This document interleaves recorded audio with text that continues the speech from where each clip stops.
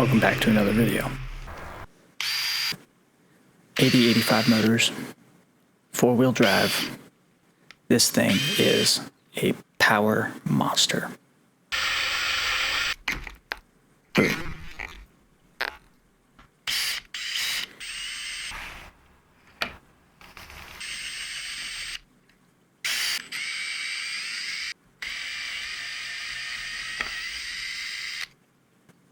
Cutting the soldered connections.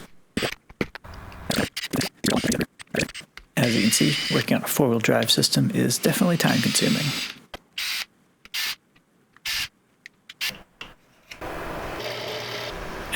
Break it off.